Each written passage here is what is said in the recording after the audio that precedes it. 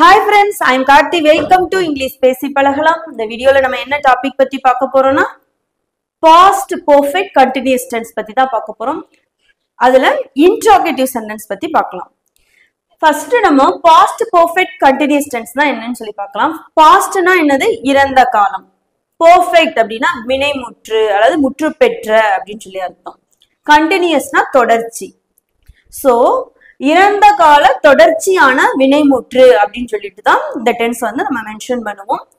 So இதோட definition என்னன்னு சொல்லிட்டு ஃபர்ஸ்ட் நம்ம தமிழ்ல பார்க்கலாம். கடந்த காலத்துல ஒரு செயல் வந்து தொடர்ந்து வந்து அதிகமான நேரம் நடந்துகிட்டு இருந்தாலோ அப்படி இல்லை அந்த செயல் வந்து அதிகமான நேரம் நடந்துகிட்டு இருக்குன்னு சொல்லி நம்மளால நம்ப பெற்றாலோ அந்த மாதிரி செயல்கள் எல்லாம் வந்து இந்த டென்ஸ்ல தான் வந்து நம்ம மென்ஷன் பண்ணணும். இந்த வீடியோல நம்ம இன்டர்ரோகேட்டிவ் சென்டென்ஸ் பத்தி பார்க்க போறோம். ப்ரீவியஸ் வீடியோ எல்லாமே வந்து பாசிட்டிவ் நெகட்டிவ் சென்டென்ஸ் பார்த்தோம். ஸோ அதோட கண்டினியூவா இன்டர்ரோகேட்டிவ் சென்டென்ஸ் வந்து எப்படி வந்து மேக் பண்ண போறோம், அதோட ஸ்ட்ரக்சர் என்ன அப்படின்னு சொல்லிட்டு டீடைல்டா வீடியோல பார்க்கலாம். ஸோ இது வரைக்கும் நம்ம சேனலை சப்ஸ்கிரைப் பண்ணாம இருக்கிறவங்க சப்ஸ்கிரைப் பண்ணி வச்சுக்கோங்க. இந்த வீடியோ பிடிச்சிருந்தா கண்டிப்பா ஒரு லைக் பண்ணுங்க. இன்டர்ரோகேட்டிவ் சென்டென்ஸ்னா என்னது? கேள்வி வாக்கியம். இது இந்த டென்ஸ்ல வந்து நம்ம டைம் மென்ஷன் பண்ணுவோம்னு சொல்லி சொன்னோம். ஸோ அதுக்கு வந்து ப்ரிப்போசிஷன் வந்து யூஸ் பண்ணுவோம். என்னென்னு சொல்லி பார்த்தீங்கன்னா ஃபார், சின்ஸ். என்னென்ன யூஸ் பண்ணுவோம்? ஃபாரும் சின்ஸும் வந்து யூஸ் பண்ணுவோம். ஸோ உங்களுக்கு வந்து ஃபார், சின்ஸ் வந்து எங்க யூஸ் பண்ணணும் அப்படின்ற கன்ஃபியூஷன் இருந்துச்சுன்னா நம்ம ஏற்கனவே வந்து ப்ரெசன்ட் பர்ஃபெக்ட் கண்டினியூஸ் டென்ஸ்ல பாசிட்டிவ் சென்டென்ஸ்ல டீடைல்டா சொல்லியிருக்கிறேன். ஸோ தேவையானவங்க செக் பண்ணி பாருங்க. இப்போ வந்து நான் உங்களுக்கு சுருக்கமா சொல்றேன். ஃபார் அப்படின்றது வந்து நம்ம ஒரு செயல் நடந்த கால அளவுகளை மென்ஷன் பண்றதுக்கும், சின்ஸ் அப்படின்றது வந்து ஒரு செயல் வந்து தொடங்கப்பட்ட நேரத்தை வந்து மென்ஷன் பண்றதுக்கும் யூஸ் பண்ணுவோம். பாஸ்ட் பர்ஃபெக்ட் கண்டினியூஸ் டென்ஸை பொறுத்த வரைக்கும் இந்த ரெண்டு ப்ரிப்போசிஷனை தவிர இன்னொரு ப்ரிப்போசிஷனும் யூஸ் பண்ணுவோம். என்னன்னு சொல்லி பார்த்தீங்கன்னா பிஃபோர். ஓகேவா? ஸோ இந்த மூணு ப்ரிப்போசிஷன் தான் வந்து இந்த டென்ஸ்ல வந்து நமக்கு ரொம்ப இம்பார்ட்டன்ட். ஸோ இதோட ஸ்ட்ரக்சர் பார்க்கலாமா? இப்போ நம்ம இந்த டென்ஸ் பொறுத்த வரைக்கும் நமக்கு ஒரே ஸ்ட்ரக்சர் தான். சப்ஜெக்ட் வந்து எதுவா வேணாலும் இருக்கலாம். சப்ஜெக்ட் வந்து என்னது? I, we, you, they, he, she, it, அப்புறம் சிங்குலர், ப்ளூரல், இந்த மாதிரி என்ன சப்ஜெக்ட் வந்தாலும் சரி ஒரே ஸ்ட்ரக்சர் தான் வந்து நம்ம யூஸ் பண்ண போறோம். இது நம்ம வந்து பாசிட்டிவ் நெகட்டிவ் சென்டென்ஸ்னா அதுக்கு வந்து ஃபர்ஸ்ட் சப்ஜெக்ட் எழுதுவோம். இது இன்டர்ரோகேட்டிவ் சென்டென்ஸ் அப்படின்றதுனால ஃபர்ஸ்ட் நம்ம ஆக்சிலரி வெர்ப் தான் யூஸ் பண்ணுவோம். பாஸ்ட் பர்ஃபெக்ட் கண்டினியூஸ் டென்ஸோட ஆக்சிலரி வெர்ப் என்னது? Had been. என்னது? Had been. கரெக்டா? ஸோ ஃபர்ஸ்ட் நம்ம வந்து இதை எழுதும் போது ஹேட் அப்படின்ற ஆக்சிலரி வெர்ப் வந்து ஃபர்ஸ்ட் எழுதணும். அதோட கண்டினியூவா பீன் வந்து எழுதக்கூடாது. ஃபர்ஸ்ட் இதோட ஸ்ட்ரக்சர் என்னன்னு பார்த்தீங்கன்னா ஹேட் எழுதிட்டு அதுக்கப்புறமா சப்ஜெக்ட் எழுதணும். மறுபடியும் சொல்றேன், பீன் வந்து எழுதக்கூடாது. ஹேட் எழுதிட்டு அதுக்கப்புறமா சப்ஜெக்ட் எழுதிட்டு அப்புறமா தான் வந்து பீன் எழுதணும். நெக்ஸ்ட் நம்ம வெர்போட ஐஎன்ஜி சேர்த்து எழுத போறோம்.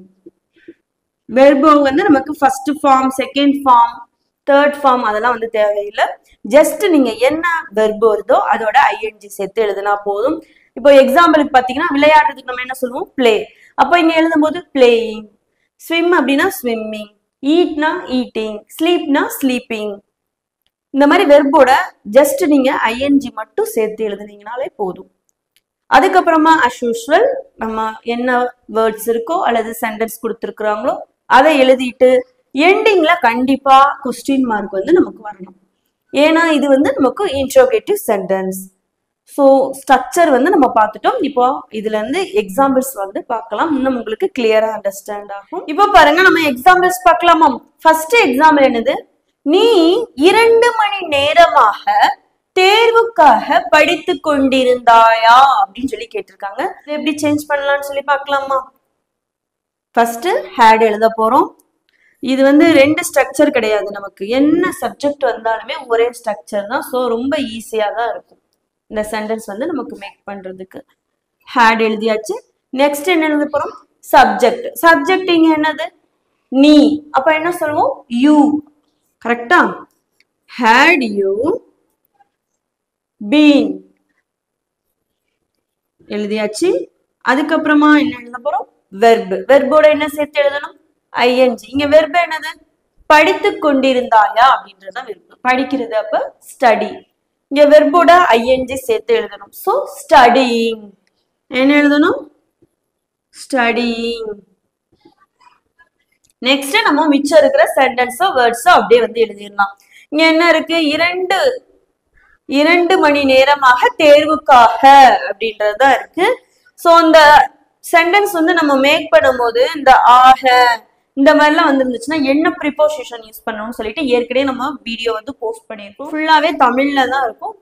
நீங்க வந்து தேவையானவங்க அதை செக் பண்ணுங்க, இல்ல உங்களுக்கு தெரியும் அப்படின்றவங்க கண்டினியூ பண்ணுங்க. had you been studying, இப்போ தேர்வுக்காக அப்படின்றத எழுதுனதுனால for the exam என்ன எழுதணும்? for the exam. நெக்ஸ்ட் மிச்சம் நமக்கு என்ன வேர்ட்ஸ் இருக்கு? 2 மணி நேரமாக. அப்போ for 2 hours.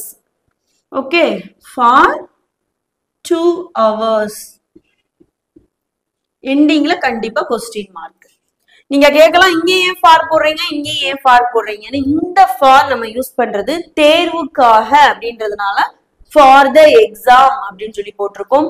இந்த ஃபார் எதுக்கு யூஸ் பண்றோம்னா 2 மணி நேரமாக அப்படின்றதுனால ஃபார் 2 hours. நம்ம ஏற்கனவே சொல்லியிருக்கிறோம். இந்த டென்ஸ் பொறுத்த வரைக்கும் நம்ம ஃபார் சின்ஸ் பிஃபோர் இதுதான் வந்து யூஸ் பண்ணி எழுதுவோம், டைம் கூட எழுதுறதப்ப. ஓகேவா? சோ இப்போ இதை ரீட் பண்ணுங்க. Had you been studying for the exam for 2 hours? எவ்வளவு ஈஸியா சேஞ்ச் பண்ணிட்டோம்னு பாத்தீங்களா? இப்போ நெக்ஸ்ட் சென்டென்ஸ் பாருங்க. முழு இரவும் மழை பெய்து கொண்டிருந்ததா? முழு இரவும் மழை பெய்து கொண்டிருந்ததா? இதை எப்படி சேஞ்ச் பண்றதுன்னு சொல்லி பார்க்கலாமா? ஃபர்ஸ்ட் என்ன எழுதணும்? Auxiliary verb. இங்க என்ன auxiliary verb? had. So first had எழுதிடலாம். நெக்ஸ்ட் சப்ஜெக்ட் எழுதணும். இங்க என்ன சப்ஜெக்ட்? மழையை பத்தி பேசுறோம். சோ ஈட் அப்படின்றது தான் எழுதணும். நெக்ஸ்ட் பீன் எழுத போறோம். ஓகேவா? பீன் வந்து அப்படியே எழுதிடலாம். இங்க வெர்பு என்னது? நமக்கு மழை பெய்து கொண்டிருந்ததா அப்படின்னு தான் வெர்பு. சோ என்ன எழுதணும்? ரெயின்னு எழுதணுமா, ரெய்னிங்னு எழுதணுமா? ரெய்னிங். ஏன்னா வெர்போட ஐஎன்ஜி சேர்த்து எழுதணும். So raining. நெக்ஸ்ட் மீதம் இருக்கிற சென்டென்ஸ் வேர்டோ வந்து அப்படியே எழுதிடலாம். இங்க என்ன இருக்கு? முழு இரவும் அப்படின்றது தான் மிச்சம் இருக்கு. ஆல் நைட் அப்படின்றத வந்து எழுதிடலாம். So all night.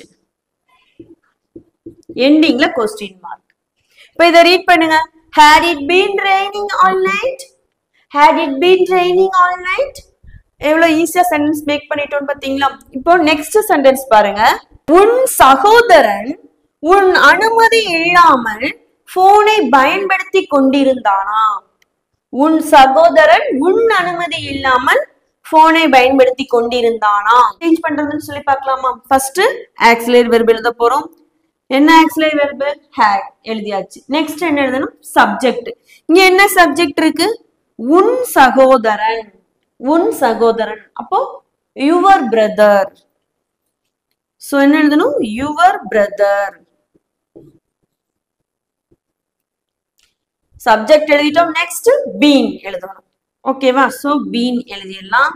அதுக்கப்புறமா வெர்போட ஐஎன்ஜி சேர்த்து எழுத போறோம். இங்க என்ன இருக்கு? வெர்பு பயன்படுத்தி கொண்டிருந்தானா அப்படின்றதுதான் வெர்பு. சோ யூசிங் அப்படின்றது எழுதணும். யூஸ்ன்னு எழுதக்கூடாது, யூசிங். சோ இந்த ஸ்ட்ரக்சர்ல நம்ம எழுதிட்டோம். அதுக்கடுத்து ரிமைனிங் வேர்ட்ஸ் ஆர் சென்டென்ஸ் வந்து எழுதலாம். இங்க என்ன இருக்கு? உன் அனுமதி இல்லாமல் போனை அப்படின்னு தான் இருக்கு. சோ ஃபர்ஸ்ட் இதுல என்ன எழுதணும்னா had your brother been using your phone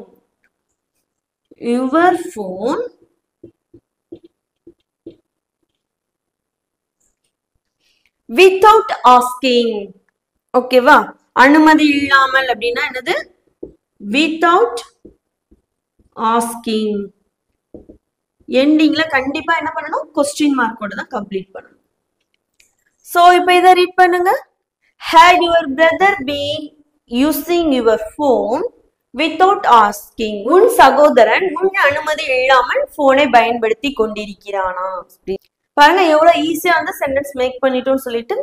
so நம்ம அகைன் வந்து இதுல இருந்து சில எக்ஸாம்பிள்ஸ் பார்க்கலாம், இன்னும் நமக்கு கிளியரா அண்டர்ஸ்டாண்ட் ஆகும். நெக்ஸ்ட் எக்ஸாம்பிள் பாருங்க. அவன் இடம் மாறுவதற்கு முன் அந்த நிறுவனத்தில் வேலை செய்து கொண்டிருந்தானா அப்படின்னு சொல்லி கேட்டிருக்காங்க. சோ செய்து கொண்டிருந்தானா அப்படின்னாலே பாஸ்ட் தான், அதுவும் டைம் மென்ஷன் பண்ணிருக்கு. சோ கண்டிப்பா இது வந்து பாஸ்ட் பெர்ஃபெக்ட் கண்டினியூஸ் டென்ஸ் தான். இதை எப்படி சேஞ்ச் பண்ணலாம்னு சொல்லி பார்க்கலாமா? ஃபர்ஸ்ட் நம்ம என்ன எழுதணும்? Auxiliary verb. இங்க என்ன எழுதணும்? had அப்படின்ற ஆக்சிலரி வெர்ப் தான் ஃபர்ஸ்ட் எழுத போறோம்.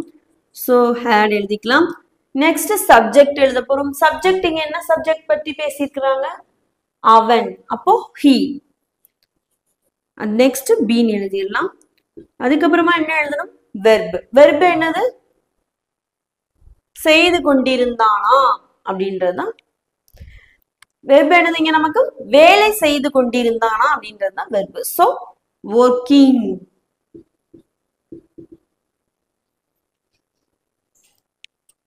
இப்போ இந்த சென்டென்ஸ் பார்க்கும்போது இடம் மாறுவதற்கு முன் அப்படின்னு வந்திருக்கு. சோ இதுக்கு முன்னாடியே ஒரு செயல் நடந்திருக்கு. அப்ப என்னது? அந்த நிறுவனத்தில் வேலை அப்படின்றதுதான் ஃபர்ஸ்ட். சோ அதை எழுதிட்டு அதுக்கப்புறமா தான் நீங்க இதை வந்து எழுதணும். தமிழ்ல எழுதுற மாதிரி அப்படியே வந்து இங்கிலீஷ்ல டிரான்ஸ்லேட் பண்ணக்கூடாது. நீங்க அந்த நிறுவனத்தில் அப்படின்றத ஃபர்ஸ்ட் எழுதணும். ஓகேவா? So in that company, in that company. So had he been working in that company, next இந்த முன் இடம் மாறுவதற்கு அப்படின்றத எழுதி. சோ இது அதுக்கப்புறமா இதை வந்து நம்ம எழுதிடலாம். ஓகேவா? இங்க வாசிக்கும் போதே தெரியும் அவன் இடம் மாறுவதற்கு முன் அப்படின்னா அப்போ இதுக்கு முன்னாடி இந்த செயல் நடந்திருக்கு அப்படின்றத அர்த்தம். சோ நீங்க இங்கிலீஷ்ல வந்து எழுதும் போது இதை எழுதிட்டு அதுக்கப்புறமா தான் இதுக்கு வரும். ஓகே?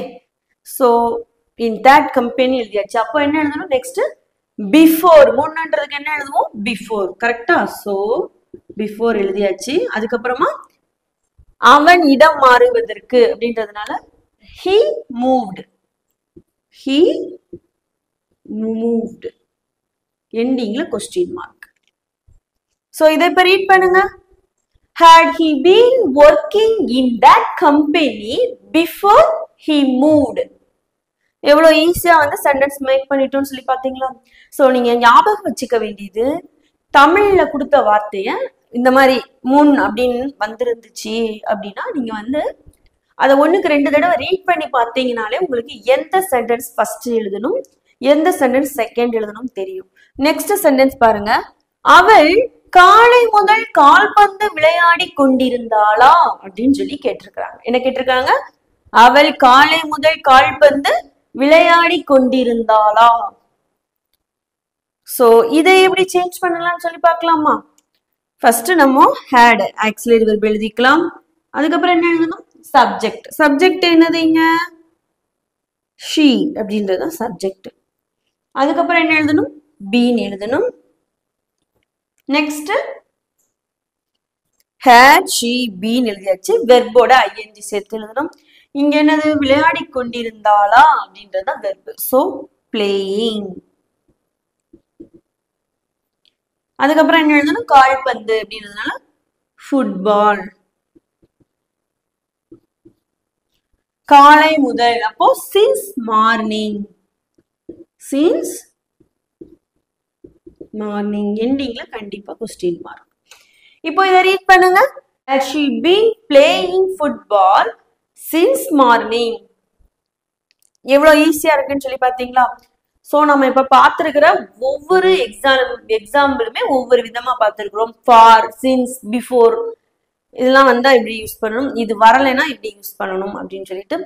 ஸோ கண்டிப்பா இந்த எக்ஸாம்பிள்ஸ்லாம் வந்து உங்களுக்கு ரொம்ப ஹெல்ப்ஃபுல்லா இருக்கும். இன்னைக்கோட டெஸ்ட் என்னன்னு சொல்லி பார்த்தீங்கன்னா, குழந்தை பல மணி நேரமாக அழுது கொண்டிருந்ததா அப்படின்றதுதான்.